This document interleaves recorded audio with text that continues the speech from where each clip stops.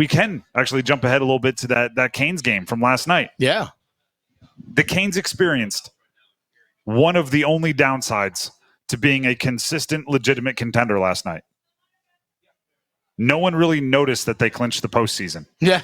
That is one of the only downsides to this being the 6th consecutive year that they've made the postseason. Actually, I saw a video on social media today from, I think it was 2019 when they started this run of 6 straight postseason berths. And when they made the postseason, it was like an experience when they clinched. Everyone was hugging each other in the stands. It was a celebration.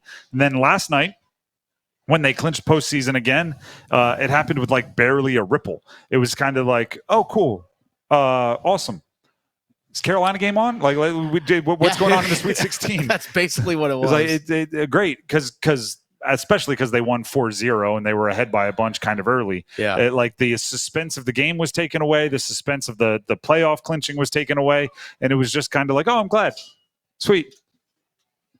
That's what I'm talking about when I say this team can't prove anything in the regular season. It's exactly what I'm talking about. Mm-hmm. Barring injury, which you always have to say that. Barring injury, and Dennis is knocking on the wood here, the wooden table here at Carolina Ale House in Cary. Barring injury, these next 8 games are going to be boring compared to years past. Because did they need the second round to be home ice advantage? They'd like it, sure. Oh, yeah, absolutely. But if they are who we hope they are, they don't need it, right? Mm-hmm. If they're truly one of the 2 or 3 best teams in the entire league, if they're truly maybe the most likely, and depending on where you're looking, betting favorite, second, third, whatever, if they're truly one of those, it's just about, like I said, barring injury, you got to stay healthy. But it's just about, are you going to play your best in the postseason? Where it is, who it's against, it matters less. Last night was a dominant victory over a team scratching and clawing and doing absolutely everything they could to get a point, to inch their way towards the postseason. And again, the drama wasn't there. The new guys both helped create a goal.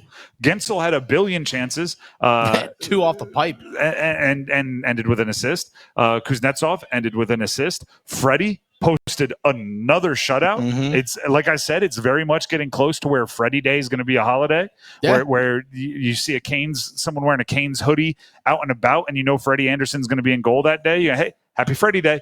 Like he's becoming that level of a goaltender. I mean, over 95% save percentage since he's been back from the blood clotting issue. Everything I just described is wildly exciting, and yet there was a ho-hum nature to the reaction, especially with the playoff clinching, where it's like, all right, cool. If it was either going to be this game, next game, the next game, they're going to clinch at some point. Everyone has seen everything they need to see from this team. It's about the postseason now. Right? They've proven everything they need to prove in the regular season. It's about the postseason now. Even the new guys, as I brought up Guentzel and Kuznetsov, I guess there was some like, hey, how is this going to work? How are they going to fit in at the deadline? Yeah, let's hear from Seth Jarvis here, who's been around for a little bit now, on the chemistry between himself, Aho, and Guentzel on that buzzing top line. Yeah, it's been pretty cool. It's been great to get to play with them. They're obviously 2 really high-end players, so it's been fun to play with them, fun to hang out with them, and I think it's just only better things to come. All right, so if they have great chemistry, it's fun, everybody's great, everybody's good. I mean, what else is there left to do other than just get through these last 8 games? Right, it's the 4th grader counting sleeps until Christmas. It's like just eight more sleeps.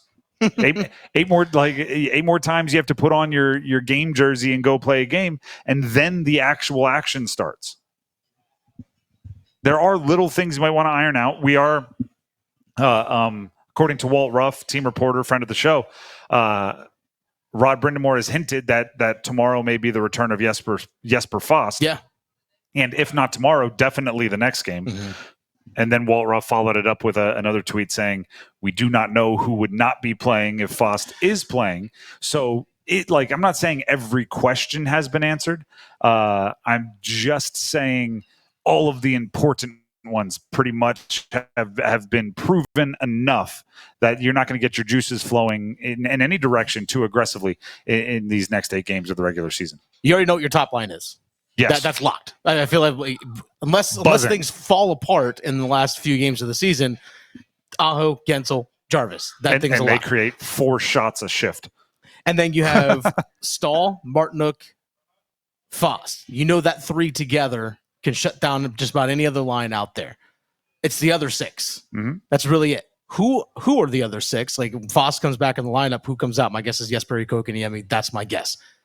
But I have to point this out every time because I guess that also I think it's going to be Kotkaniemi. Yeah. I just have to point out that's $4.8 million sitting on your bench. That's fine. I'm not saying it's wrong. I'm just saying you do that when you're very confident in your decision.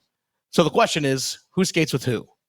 Because right now, if you actually look like the defensive numbers with Necas and Kuznetsov together, when it's Svechnikov, their defensive numbers stink. Yep. Like, let's be real. Like, they could get cooked defensively. We know they're capable of generating a ton of offense. But again, when it's a 2-1 tight checking game, you got to be able to reliable on the defensive end of the ice. So who pairs with guys? That's really it. Who pairs with who? That's the biggest thing you need to figure out. And you'd like to get Kochetkov playing a little bit closer to how he was playing a month ago. Yeah. I had a long rant on it yesterday. I'm not a little less emotional.